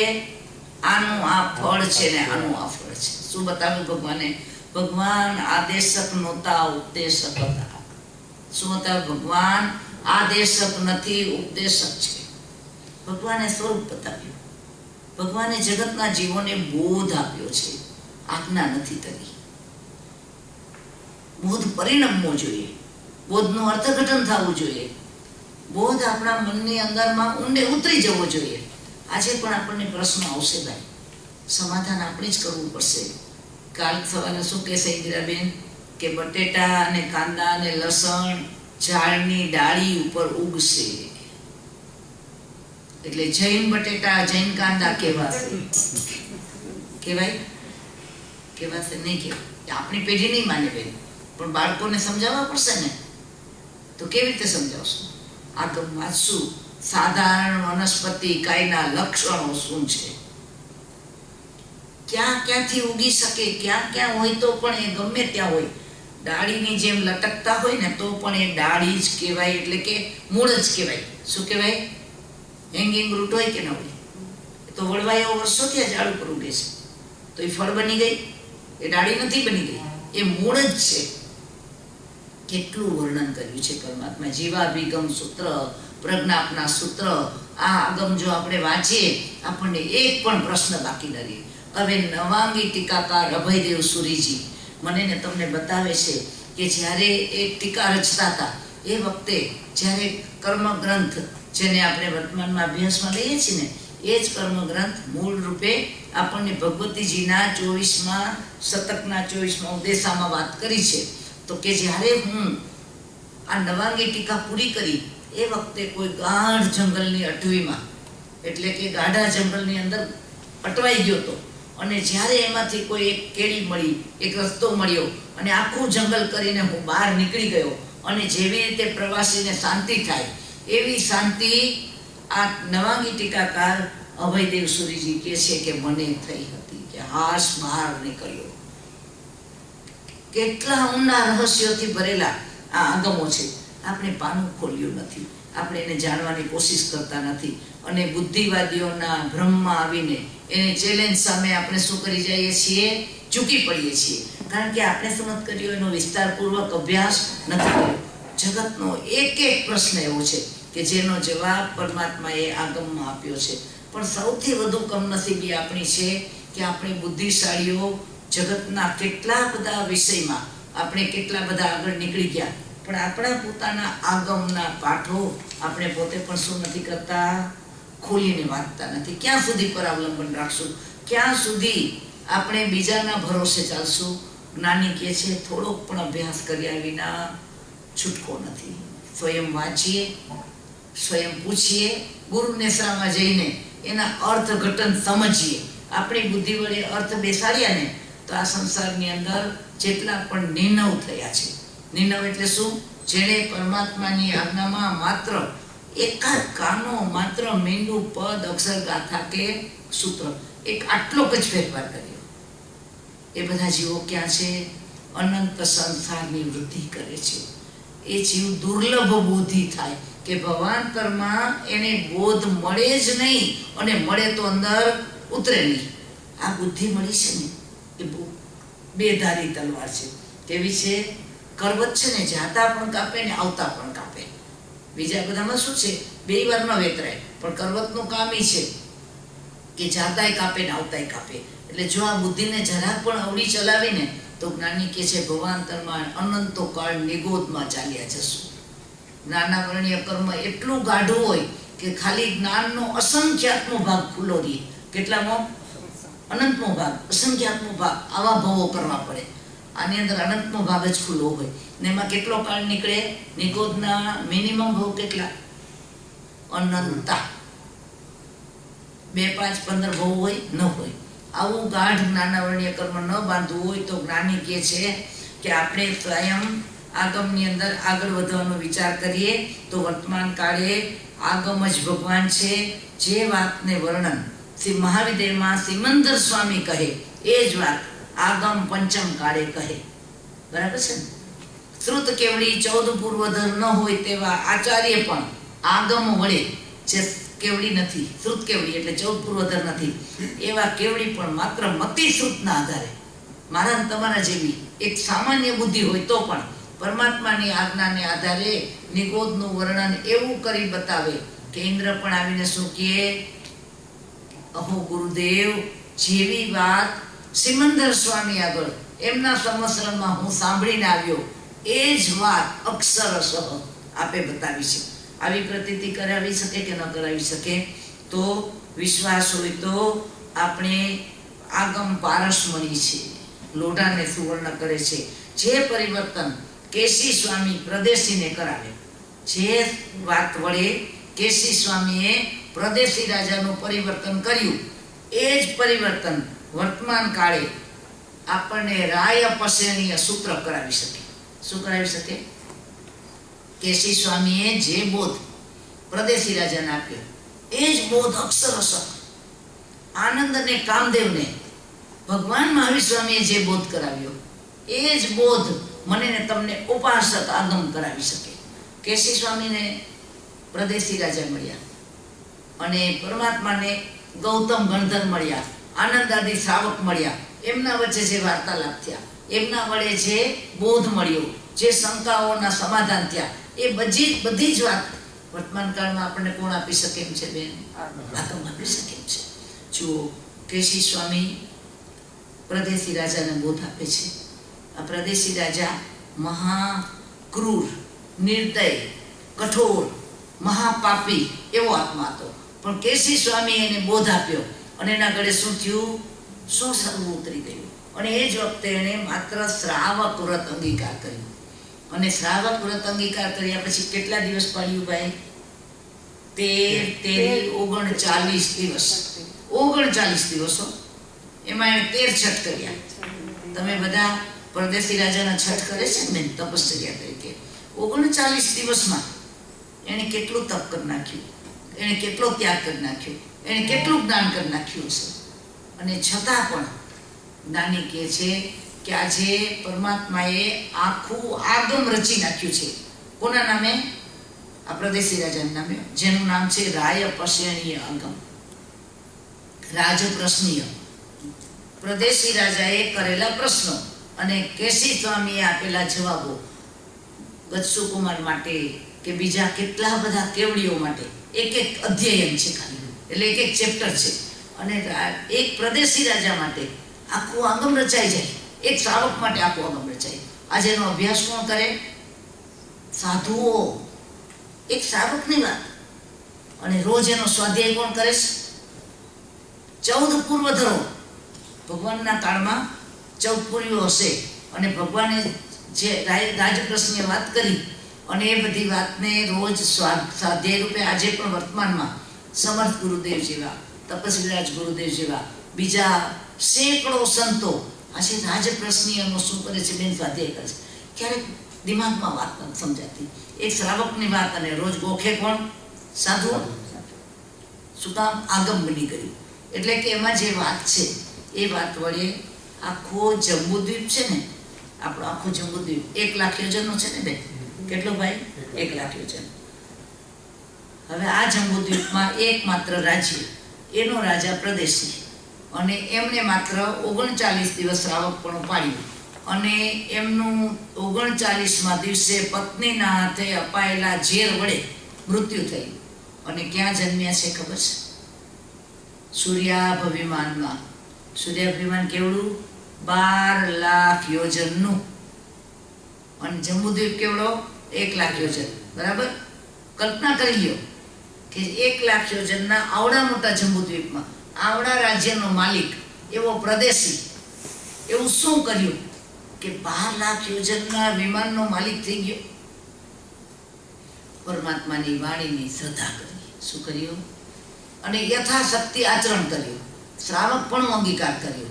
તો આટલી તાકાત શેમાં છે? જીનની વાણીમાં છે. આજે હું ને તમે એક ભંગાર ન છોડી શકીએ, એક ભંગાર ન છોડી શકીએ બેન. અને ચક્રવર્તીને 6 ખંડ છોડાવી દઈએ, એ તાકાત શેમાં? પરમાત્માની વાણીમાં છે. એ વાણી મને ને તમને આજે આપણને એ જ રૂપે મળી છે. તો જ્ઞાની મને ને તમને કહે છે કે એક તણાથું પણ ન છોડનાર એવા અબજપતિને પણ આજે કોઈ ત્યાગી બનાવી શકતો હોય તો કોણ બનાવી શકે છે? આજે શાલીભદ્ર મુનિ શાલીભદ્ર કેવી રીતે બન્યા? શાલીભદ્ર મુનિ કેવી રીતે બન્યા? કોણે એને આ વાત સમજાવી કે એનાથી આ સંસાર છૂટી ગયો? કોણે સમજાવી? આગમવાણીએ. તો આ આગમવાણી આજ મારી તમારી સામે મોજૂદ છે. તો જ્ઞાની મને ને તમને કહે છે કે વર્તમાન કાળમાં આપણા જીવનની અંદર જ્યારે પણ આપણને એમ લાગે કે મારે હવે તાકાત કેળવવી છે, અંદરનું આત્મબળ વધારવું છે, તે વધારવા માટે આપણે કોના શરણે જાશું? આગમના શરણે જાશું. આગમ વાંચવા જ પડશે. અને આગમ વાંચતા વાંચતા મારા તમારા જીવનમાં એવા પરિવર્તન આવશે કે આપણે જ્યારે જ્યારે એક એક આત્માની વાત સાંભળશું ને ત્યારે આપણે દ્રવ્યાનું યોગ નહીં તો કથાનું યોગમાં જઈએ. શેમાં જઈએ? દ્રવ્યાનું યોગ ન સમજાય, કથાનું યોગમાં જાઓ. કોઈ પણ શાસ્ત્રની અંદર, હિન્દુ ધર્મનું વેદ હોય, ક્રિશ્ચનનું બાઇબલ હોય, મુસ્લિમનું કુરાન હોય કે જગતના કોઈ ધર્મનો ગ્રંથ હોય, તેમાં મોટે ભાગે 50% ભાગ કથાનું યોગે રોક્યો છે. કોણે રોક્યો છે? કથાનું યોગે. તો વર્તમાન કાળમાં આપણે પણ ધારીએ તો કથાનું યોગ વડે પણ કેટલા કલ્યાણના માર્ગો આપણે કેળવી શકીએ છીએ. તો હવે આપણે કોના શરણે જાશું? તો જ્ઞાની આપણને કહે છે કે આપણે જવું છે અહિંસાના શરણે. તો અહિંસા માટે કોનો દાખલો લેશું આપણે જીવનની અંદર? કોણે એવું વ્રત પાડ્યું કે જેના કારણે એના જીવનના કલ્યાણનો રસ્તો આખો આગમની અંદર મેઘરથ રાજા છે કે નહીં? મેઘરથ રાજા બેન, એ મેઘરથ રાજાની કથા આપણને આગમમાં બતાવી છે. શાંતિનાથ ભગવાનનો જીવ, એણે આગલા ભાવમાં શું આરાધના કરી હતી?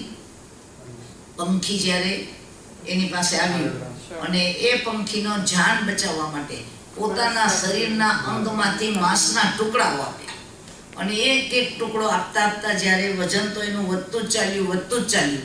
એ વખતે એને શું કર્યું? પછી આખા રાજવામાં બેસી ગયા. વિચાર કરજો, આજે આ વાત આપણને આગમ સિવાય કોઈ કહી શકે? અને આ વાત આપણે માનવી હોય તો એમ માનવું પડે કે ન માનવું પડે કે અહિંસા આવી રીતે આચરી શકાય છે. જેટલું દ્રષ્ટાંતમાં સાચું છે ને એટલું જ વ્યવહારમાં એ બની શકે છે.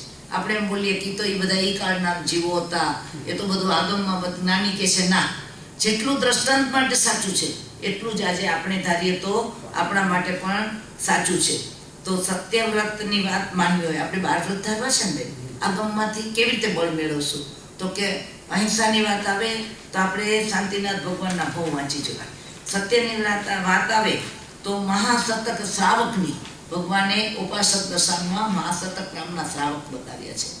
અને એ શ્રાવકે પોતાની પત્ની રેવતી શ્રાવિકા, કે જે શ્રાવિકા ધર્મની અંદર જરા પણ શ્રદ્ધા ન કરનારી હતી, અને શ્રાવકજી જ્યારે એકદમ શ્રદ્ધાવાન થયા એટલે એને શું થયું?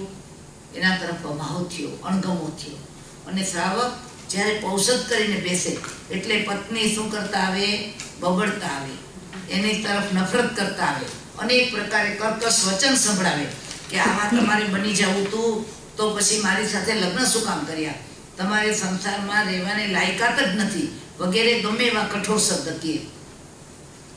અને એ શ્રાવિકા જ્યારે શ્રાવક પોતે પણ, પેલા તો શ્રાવક નહોતા, ભગવાનના બધા શ્રાવકો છે ને, કોઈ પણ પેલા બધા ગાથા પદે શબ્દથી ઓળખાવ્યા હતા, પણ પરમાત્મા પાસે ગયા, પહેલી વાર સંસારની અસારતા સમજાણી અને શ્રાવક વ્રત પોતે ગ્રહણ કર્યા અને જીવનની અંદર પરિવર્તન આવ્યા. એવા શ્રાવકે સત્ય વ્રત ધારણ કર્યું હોય. બીજું વ્રત કે હું અસત્ય નહીં બોલું, પણ શ્રાવકોના વ્રત તો વ્યવહાર સત્ય પૂરતા હોય. કેટલા હોય? વ્યવહાર સત્ય પૂરતા. અને પછી એક વખત જ્યારે શ્રાવિકા આ પ્રકારે એને ઔષધની અંદર ઉપસર્ગ આપે છે કઠોર વચનોનો, ત્યારે શ્રાવિકાને શાંત કરવા માટે મહાશતકજી એટલું બોલે છે કે રેવતી જરાક તો સમજો, આ પ્રકારનું જીવન જીવીને આજથી 6 દિવસે મૃત્યુ પામીને તમે ક્યાં જવાના છો? નરકમાં જવાના. કેવી રીતે દેખાણું? તો એને અવધિ જ્ઞાનમાં દેખાય છે, પોતાને પ્રત્યક્ષ દેખાય છે કે આમનું મૃત્યુ થવાનું છે ને મરીને ક્યાં જશે? નરકમાં. આમાં એ કંઈક કશું ખોટું બોલ્યા છે? ખોટું બોલ્યા નથી. તો પણ પરમાત્મા પાસે જેવા શ્રાવક ગયા, પરમાત્મા એને શું કીધું? પ્રાયશ્ચિત કરો.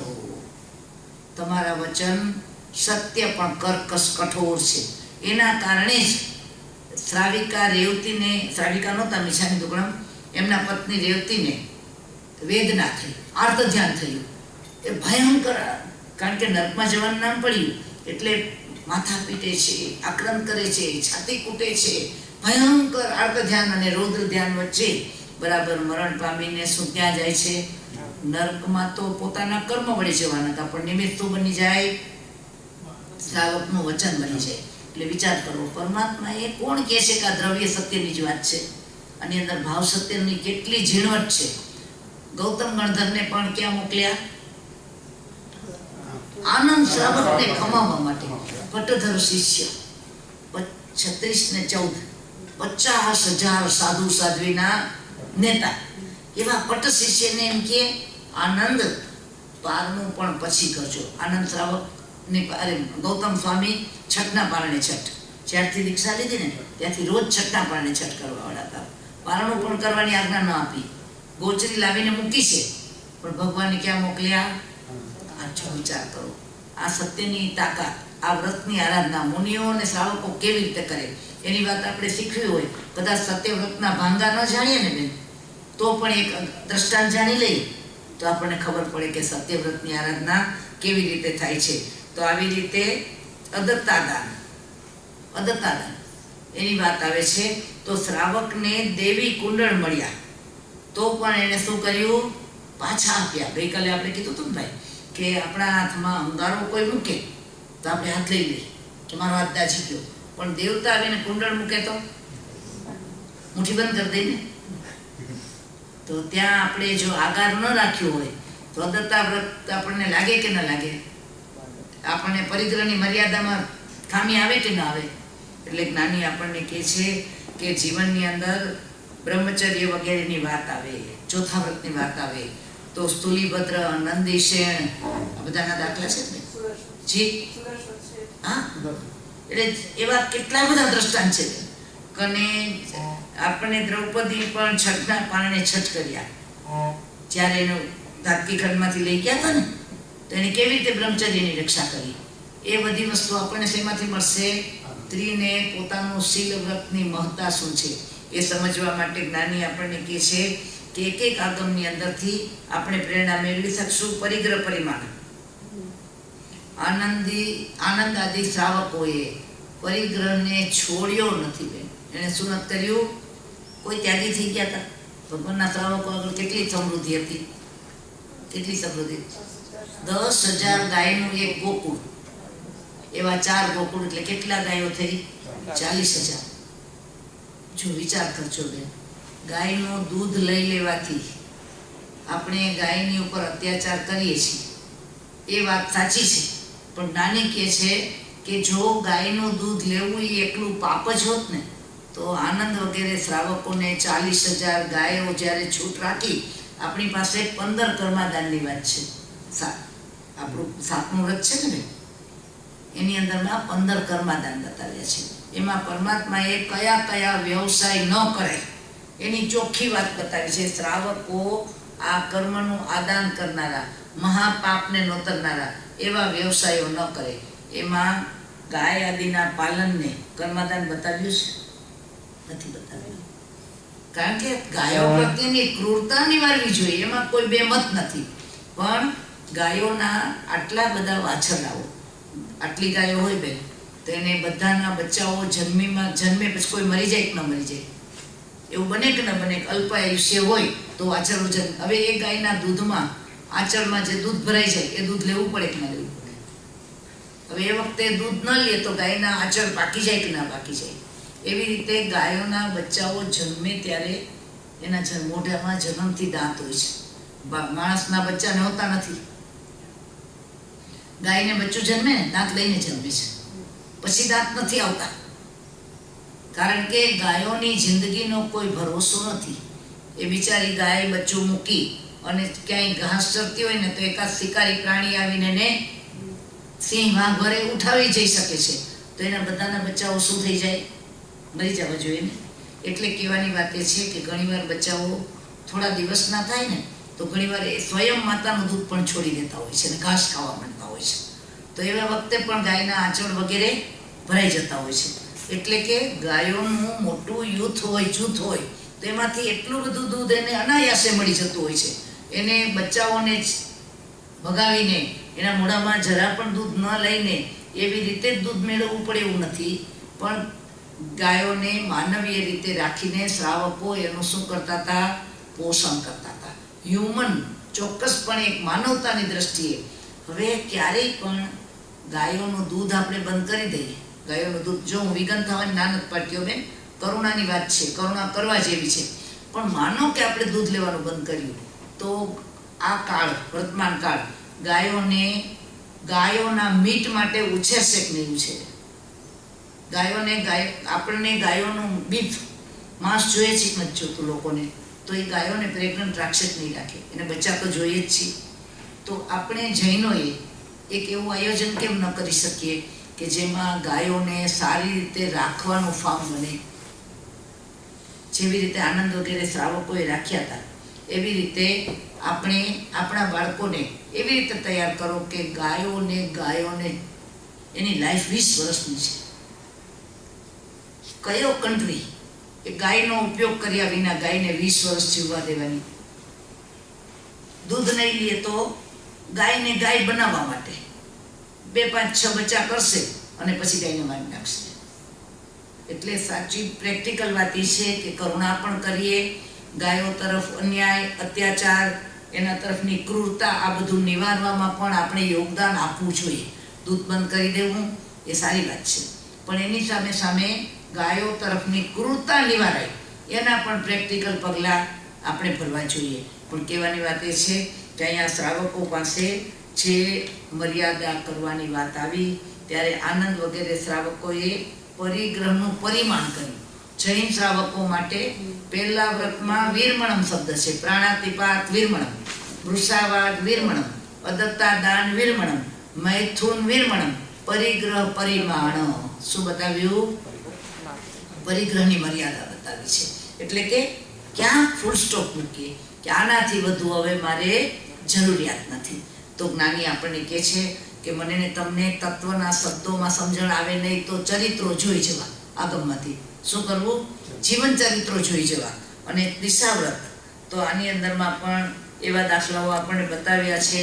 એક શ્રાવકને એવી મર્યાદા હતી, જે પ્રધાન બન્યા હતા રાજાના, પણ એને એવી મર્યાદા કરી હતી કે હું રાતના ઘરની બહાર નહીં નીકળું.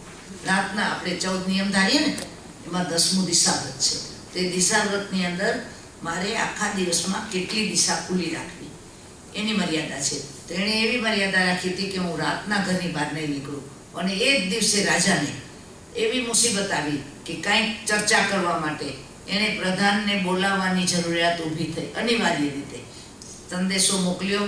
અનુચર જઈને કહે છે કે પ્રધાનમંત્રી રાજાને અત્યારે કોઈ દેશ સાથેની ચડાઈ કરવી કે નહીં, એ વખતે એના ઉપર હુમલો થાય એવી સંભાવનાઓ છે, તો મંત્રી સાથે મસલત કર્યા વિના નિર્ણય થઈ શકે એમ નથી, તો રાજા તમને અત્યારે બોલાવે છે. ત્યારે પ્રધાને શું કીધું? ભાઈ, મારી મર્યાદા નથી.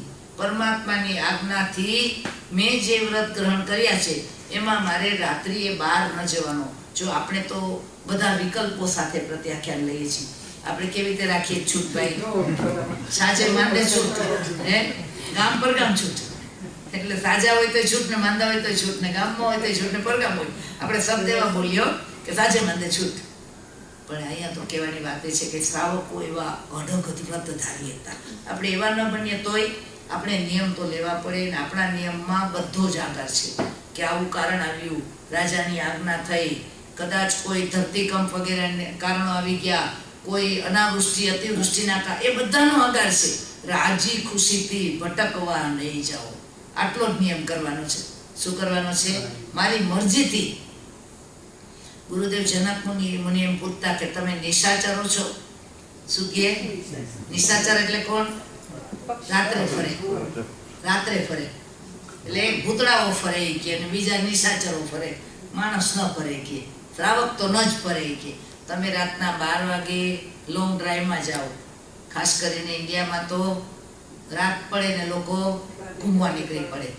ગુરુ ભગવાન કહે છે કે આ બધા વ્યંતરો તમારા દિમાગનો કબજો લઈ લે છે. શું લઈ લે છે? પોતાની અધૂરી વાસનાઓ, કામનાઓ, ઈચ્છાઓ, ડ્રિંક વગેરે કરવાના ભાવનાઓ, આ બધા વ્યંતર દેવતાઓ હ્યુમન બોડીનો ઉપયોગ કરે છે. માણસને ભાન પણ નથી પડતી કે એના શરીરમાં અત્યારે કોણ છે. એના વડે બધા અનિષ્ટો, આ બધા જે કાંઈ દૂષણો છે એનું પોષણ થાય છે. પણ કહેવાની વાત એ છે કે આ શ્રાવક ન ગયા, પ્રધાનમંત્રી ન ગયા. એના પરિણામે રાજા એકદમ નારાજ થઈ ગયા કે મારો સેવક થાય, મારે અડધી રાતે કામ પડે ન આવે, આવા મંત્રી મારે જોઈએ નહીં. એને અત્યારે શું કરો?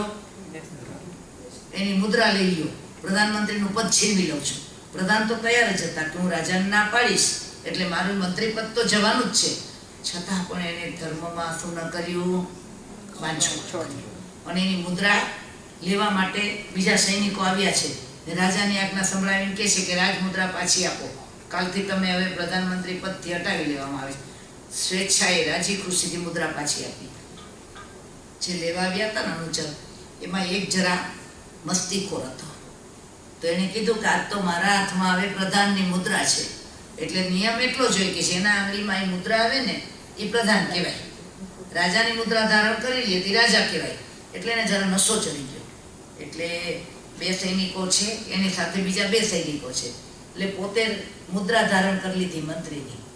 અને પછી બોલે છે કે હવે અત્યારે હું મંત્રી છું, તો તમે મારી સાથે આગળ પાછળ ચાલો ને મારો જય જયકાર કરો, કે બોલો કે પ્રધાનમંત્રીની જય. હવે રાજમુદ્રા હતી એટલે બીજા અનુચરોએ માનવું પડ્યું. આ છે તો નોકર, છે તો સૈનિક, પણ એને રાજમુદ્રા પહેરી છે પ્રધાનમંત્રીની. એટલે એને એ વખતે જેવો બહાર નીકળ્યા, અડધે રસ્તે પહોંચ્યા અને બે અનુચરો જોર જોરથી છડી પોકારે છે કે પ્રધાનમંત્રીનો જય હો, પ્રધાનમંત્રીનો જય હો. ને એ જ વખતે કોઈ ગુપ્ત રૂપે બે જણાએ આવીને એના ઉપર હુમલો કર્યો ને એનું ખૂન કરી નાખ્યું, એનું ડોકું કાપી નાખ્યું. પછી તપાસ કરતા ખબર પડી કે પરદેશી રાજા કે જે લોકો આના ઉપર હુમલો કરવાના હતા એ રાજના અનુચરો કેટલા 6 મહિના થયા છુપાઈને આ રાજમાં આવી ગયા હતા. ને બધાને ખબર હતી કે જ્યાં સુધી આ રાજ્યનો મંત્રી જીવિત છે ત્યાં સુધી રાજ્ય જીતી નહીં શકાય, કારણ કે એની કુને, એની કુશળતા, એની બહાદુરી એવી હતી. તો ક્યારેય પણ મોકો મળે તો મંત્રીનું ખૂન કરી નાખવું. પણ મંત્રી દિવસના તો રક્ષાયેલો હોય અને રાતના કદી એ નીકળતો નહીં, કે જ્યાં એ ક્યારેય પણ કોઈની ઓલી પેલીમાં આવી જાય. એટલે ક્યારેય પણ 6 મહિનામાં એનું ખૂન ન થઈ શક્યું. ને આજે બરાબર મધ્યરાત્રિએ આ સૈનિક બોલતા બોલતા નીકળ્યા કે પ્રધાનમંત્રીનો જય, પ્રધાનમંત્રીનો જય. એટલે પેલા ગુપ્તચરોને શું લાગ્યું કે આ તો પ્રધાનમંત્રી જ છે, એટલે એનું મૃત્યુ થઈ ગયું. અને પછી રાજાએ, ગુપ્તચરોએ પેલા મારવા વાળાને પકડી પાડ્યા અને એના ઉપરથી આ રાજ ખુલ્યો. ખરેખર જો રાજા આજ્ઞા આપે, મંત્રીને બોલાવે અને આ મંત્રી આજે રાત્રે રાજમહેલમાં જવા નીકળ્યા હોત તો એમનું પણ શું થઈ ગયું હોત? ખૂન થઈ ગયું હોત. એટલે દ્રવ્યથી પણ એની રક્ષા થઈ અને ભાવથી પોતે શેની રક્ષા કરી? પોતાના વ્રતની રક્ષા કરી. ધર્મ રક્ષતિ રક્ષિત. જે ધર્મની રક્ષા કરે એની ધર્મ રક્ષા કરે છે, એનો વિશ્વાસ આપણે કેળવવો હોય તો આવા બધા આગમના પાને પાનેથી આપણને મળે છે. આવી રીતે ઉપભોગ પરિભોગ એ પણ 7મું વ્રત, એમાં કર્મદાન વગેરેની સમજ આપવામાં આવી છે. અનર્થાદંડની અંદર અભયકુમારે અનેક બુદ્ધિઓ વડે કેવી રીતે અનર્થાદંડથી બચાય એના દાખલાઓ આપણને આપ્યા છે. અને સામાયિકમાં તો આપણે પુણ્ય શ્રાવકને જાણીએ છીએ. 10મા વ્રતની અંદર આપણે જેની વાત કરી એ પ્રદેશી રાજા કેવી રીતે એને 12 વ્રત ધાર્યા અને 10મું વ્રત ધારણ કરતા, એ વારંવાર 10મું વ્રત ધારણ કરતા, એનો પણ આપણને રાય પર્શણીમાં ઉલ્લેખ છે. એટલે આપણે 10મા વ્રતની મર્યાદા જાણવી હોય તો રાય પર્શણી આગમની અંદર આપ્યું છે. અને ભગવતીજી સૂત્રમાં શંખજી શ્રાવક જેણે સંથારો પૂર્ણ કર્યો, સંથારો કરનારા, ઉલ્લાસ ભાવે પૂર્ણ કરનારા આ શંખજી શ્રાવકે કેવી રીતે પૌષદ વર્ગના ઉપસર્ગો, પૌષદ વ્રતના ઉપસર્ગોમાં જીત મેળવી અને મોક્ષનો માર્ગ નજીક કર્યો એની વાત છે. અને 12મું વ્રત રેવતી ગાથા પત્ની, જેને સિંહાણગારને શું ઓરાવ્યું છે? બીજોરા, જે ઘોડાને ખવડાવવા માટે બનાવ્યો હતો. એટલે 12મા વ્રત વડે એને તો શું કરી લીધું? તીર્થંકર નામ ગોત્ર બંધાઈ જાય એવા ઉત્કૃષ્ટ પરિણામો કર્યા હતા.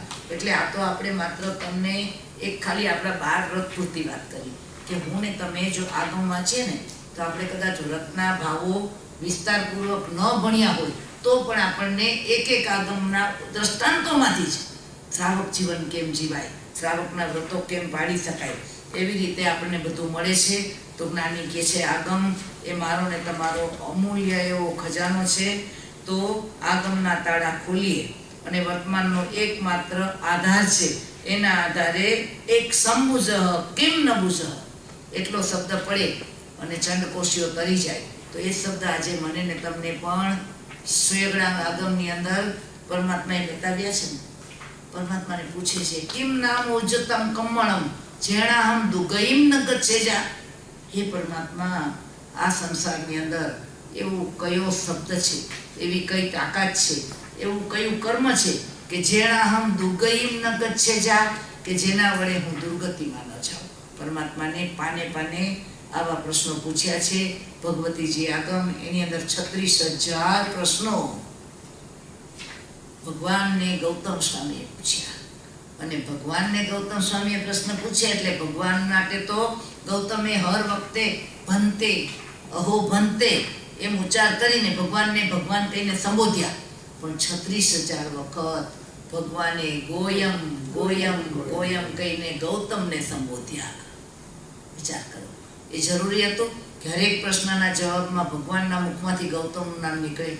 પણ કેટલી એની વત્સલતા, કેટલી એની ઉદારતા, કેટલી એમની પોતાના ગણધર પ્રત્યેની, એટલે કે ધર્મના માર્ગે ચાલનાર પ્રત્યેની પરમાત્માની કેટલી ઉદારતા, એ પાત્રતા આપણે પણ કેળવીએ તો આપણા માટે પણ ભગવાનના મુખમાંથી નામ નીકળે કે ના નીકળે?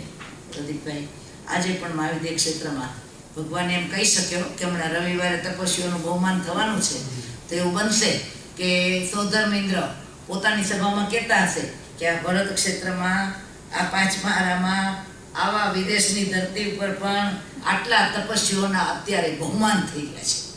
હું અતિશયોક્તિ નથી કરતી હો બેન, ખરેખર ત્યાં વાત ચાલે છે, ત્યાં બધી વાતો થાય છે. સૌધર્મ ઇન્દ્રની સભામાં બધી રોજની વાત થાય છે. એમાં જ આખા જગતની અંદરમાં આવા તપસ્વીઓ દેવા વિતમ નમન સંતિ જસ તમે સયામણો ધમો મંગલ મુખીઠમ અહિંસા સંજમો. તો અહિંસા છે, સંયમ છે, તપ છે. દેવા વિતમ નમન સંતિ, દેવતાઓ પણ એને શું કરે છે? વંદન કરે છે. આવું સ્થાપન કોણ કરે છે? આગમ વાણી કરે છે.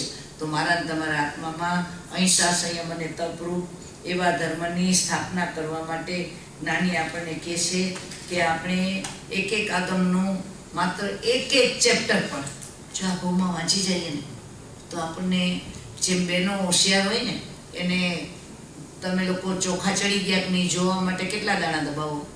એક જ. તમને ખબર પડી જાય ને બેન કે રાઈસ પાક્યા છે કે નહીં. એમ પરમાત્મા કહે છે કે બુદ્ધિમાનને માટે ઈશારા કાફી છે. એક આગમ તો ખોલો, એક અધ્યયન વાંચો, એમાંથી એક દ્રષ્ટાંત વાંચો, એના વડે આપણે આદર્શ બનાવી નાખીએ તો આ ભૂમિમાં તરી જવા માટે પરમાત્માના શાસનના, મહાવીરના શાસનના આગમનો વાંચનારો, પરમાત્માની આજ્ઞાને તહત પ્રમાણ આપ કહો છો તે સત્ય છે. ત્વમેવ સત્યમ ત્વમેવ સત્યમ જમ જીણે પવેયમ. જીનેશ્વરે જે પરરૂપ્યું છે એ સત્ય છે એટલું બોલનાર માટે પણ સિમંદર સ્વામીના શાસનના દરવાજા ખુલ્લા છે. પાંચમારામાં આગમની શ્રદ્ધા કરનારો, ચોથામાં સિમંદર સ્વામીના દરબારમાં અવશ્ય પરમાત્માના શ્રી મુખેથી વાણી સાંભળવાનો અધિકારી બની જાય છે. પણ જો અહીંયા આગમની અવગણના કરશું, આગમને અવહેલના કરશું તો ત્યાં તીર્થંકરના સંવત્સરના દરવાજા આપણા માટે કદી પણ ખુલ્લા નહીં રહે. તો આવી યોગ્યતાવાળા હું ને તમે આગમની શ્રદ્ધા કરીએ અને પરમાત્માની વાણીને સમજતા કે સમજાવતા મારી મંદમતી કે અલ્પ બુદ્ધિથી ઓછું અધિક વિપરીત કંઈ પણ પરૂપણા થઈ હોય તો રિહંત અનંત સિદ્ધ કેવડી ભગવાન ગુરુદેવો આત્માની સાક્ષીએ, આપ સૌની સાક્ષીએ તસ્મિચ્છામિ. સર્વમંગલ માંગલ્યમ સર્વકલ્યાણકારણમ પ્રદાનમ સર્વધર્માણામ જૈનમ જયતિ શાસનમ. બોલો ભગવાન મહાવીર સ્વામી કી જૈન શાસન દેવ કી, સદગુરુ દેવ કી પ્રણામ. જય જીનેન્દ્ર. આવતીકાલનો પ્રવચનનો સમય છે 10:30 થી 10:30.